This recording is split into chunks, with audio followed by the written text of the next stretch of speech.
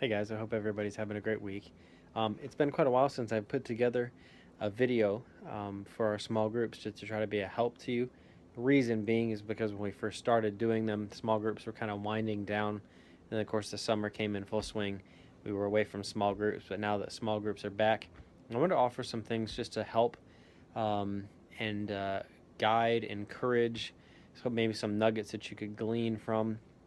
When I first came into being the youth pastor at Summit, Ryan gave me, and actually Vinny gave me as well, a list of the leaders' names and then some comments that you guys had all really made about these are some things that we feel like we do really well, and these are the weakest points of where we're at as small group leaders. And going over these, the two that I found kind of reoccurring was one, preparing for small group time, and then also the contacting portion, contacting students.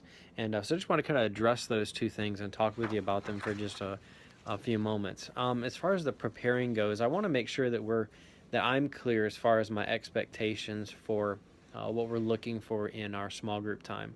Um, I guess to say it, to just kind of say it this way, I am not looking for you guys to have studied the lesson, been on top of the questions throughout the week. I don't expect that. I know you've got your own personal devotion time.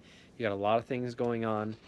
Really, the prep work that I think is totally acceptable is as you are coming into the service, at least a few minutes prior to that, make sure you're familiar with the questions. We're helping with that by putting all of the questions on Summit Base Camp, so you really don't have an issue there. Just at least be familiar with them and be familiar with the direction that the lesson's going to go. And then really the prep work takes place just during the actual message. Maybe take some notes, either mental or on paper, and just prepare yourself. I want these conversations to be discussed in a way that's organic, that comes about naturally, not just through the course of the lesson, but also through just discussion time. I know my wife's group this past week, they got in their small group time, and in talking with them, Kelsey Ireland is in their small group. Of course, Kelsey's got a lot of things going on with her mom. She's in a lot of ways her mother's caregiver, and Steph said the bulk of our time was spent talking with her. That's totally fine. That's absolutely acceptable. That's really what we want to see. I don't want you to feel like you have to nail all of these questions. They've got to be answered. It's not a test. It's a time for the students to interact with you, for you to interact with them. It's an influencing time. It's a discipleship time. When you look at the life of Christ, a lot of the things that he dealt with were just things that came up organically and naturally in the course of their lives and him spending time with the disciples. So, as far as preparation goes, I'm not looking for you on Monday to know all the questions that are going to come up. I mean, as long as you're familiar with them, the real preparation comes that needs to be done in advance is just simply your heart preparation. Make sure your heart, your attitude, your mind, your spirit is ready to go. That's really the only preparation that needs to be done way in advance. And obviously, that needs to be a continual thing. So, um, yeah, don't get the idea that preparation means I know the questions, I've studied the lesson a couple weeks in advance, that kind of a thing. Now, obviously, if you're asked to do a lesson, which only a handful of you are, and it's done pretty spread out, that's a different story. But as far as our small groups, all we're looking for is paying attention to the lesson, being prepared the day of is totally fine because it's just an organic interaction with the students regarding the questions that they've gone over. The other thing that we struggle with, and by the way, I don't want you to feel guilty about this either, is contacting our students. Uh, it's just a difficult thing to make sure that we are, the things we talked about, known, cared for, held accountable, and encouraged. Loved is also known, loved, cared for, held accountable, encouraged. It's difficult to meet all of those needs when For example, in my life, I mean, I've got a wife. I need to make sure Steph knows that I know her, that I care about her, that I love her, that I'm holding her accountable, and I'm encouraging her. And I got to do the same thing with 4 other children too. So, I mean, I'm already investing in the lives of 5 other people. I can't count 5 other people, and I know you're investing in the lives of other people as well to a great degree. So, is it tough to maintain contact? Absolutely, it definitely is. Um, One of the things that I do that I've done recently is in a moment where I am thinking about the student, I just go ahead and contact them. The most natural way for that to happen is in quiet time. If I'm spending time in preparing for a message, reading my Bible, and then I spend time praying, if I'm thinking about them, I shoot them a text and I say, hey, I'm praying for you. For some of you, the easiest way to do that is to just go ahead and have it as a part of your quiet time. If you're expecting it to just pop into your mind and then you contact them, it's probably not going to happen. So, in the course of just your daily Bible reading or however you decide to structure that, when it gets time to your prayer time, shoot them a text message, call them on the phone, send them an email. Just something quick. A student doesn't need you to engage with them for 30 minutes outside of the small group setting. All they need is hey, this person knows about me, they care about me, and they love me, and I can really accomplish that in just a few seconds, really in just a few characters in a text message. Hey, how are you doing?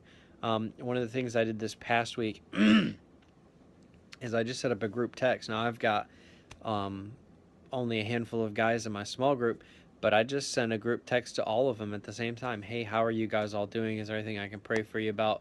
Hope to see you Wednesday. So if you can put it as part of your regularly scheduled time, even doing it as a group sort of thing, that's a great way to stay in contact with your students. And of course, there are times where we want to be more deliberate and kind of go above and beyond, maybe put together an activity. And by activity, I mean just, hey, why don't we get together and meet for coffee? Or why don't you guys come over to my house? We'll watch a movie. Whatever that looks like, it doesn't really matter. But I would schedule the time, maybe just even every Monday, determining how I'm going to contact one of my students and just check on them. How are they doing? Um, I also want to encourage you to make sure that if you come up with or in the course of the conversation in the small groups, if there's a prayer request, please post that to the group list. I mean, if it's of a private nature, I understand that, but if it's something that the youth pastor needs to know about, Ryan needs to know about, Dylan needs to know about, or just in general, it's a good thing. It builds the sense of unity. It builds a sense of God working in our midst when we have that prayer request and we're all communally praying for that individual. The other thing that I'm noticing, and this ties into our contacting our students, um, we have different groups set up: junior high guys, senior high guys, junior high girls, senior high girls. And every week we are posting in their guest cards that have been filled out by these students that have um, had a contact by coming into our youth ministry. And so we've made that first contact, we've plugged them into base camp.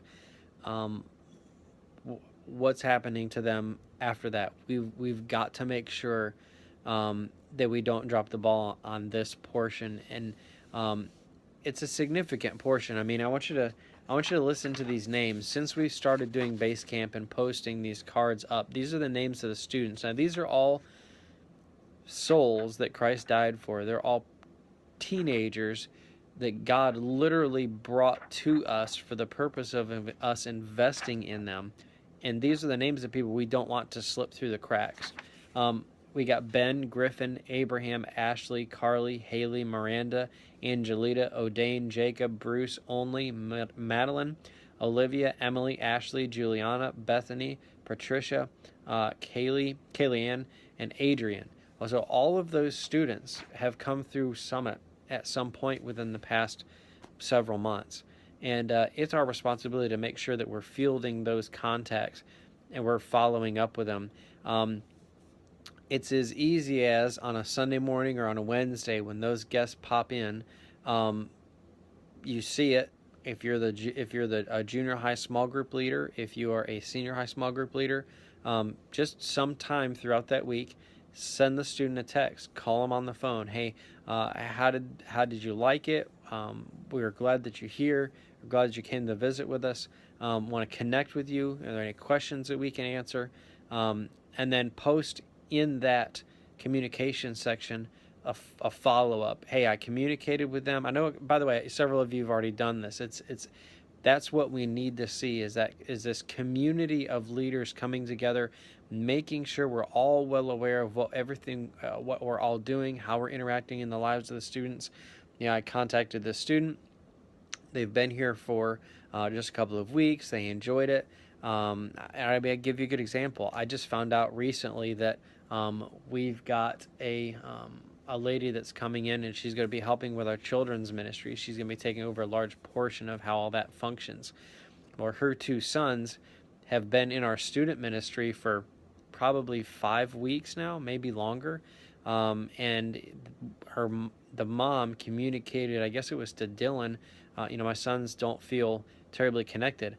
I had no idea that they were even there. And Dylan didn't even know that they were there. So somehow we've got to make sure that we're connecting with these students. If you see a new face, make sure word gets out. We want to know that. By the way, if you're missing somebody, if you recognize, matter of fact, I was talking with Steph the other day.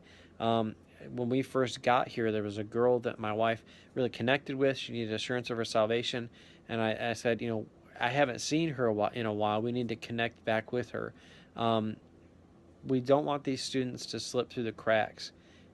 And while that may sound like a difficult task, and to some degree it is, all these students really are looking for is just a one-line text, just a couple of sentences, just a little bit of us speaking into their lives. Hey, I know who you are. I care about you. I love you. Please make sure that you're plugged into our small group. We need you. We want you. So I hope some of that kind of resonates with you a little bit, perhaps encourages you. I hope you have a wonderful week. I'm excited about our small groups. I'm enjoying my small group thoroughly. It's wonderful to get into conversations about God and His Word, let the students talk, and then really in the course of that, see the light bulb go on and see them begin to piece together some things about their faith and have it see it become real to them in their life. So feel free to comment at the bottom of the actual page that has the link in Basecamp to this video. If you've got any suggestions, if you've got comments, please feel free to do so. Again, I love you guys. Thank the Lord for you, and hope to see you again very soon in another video.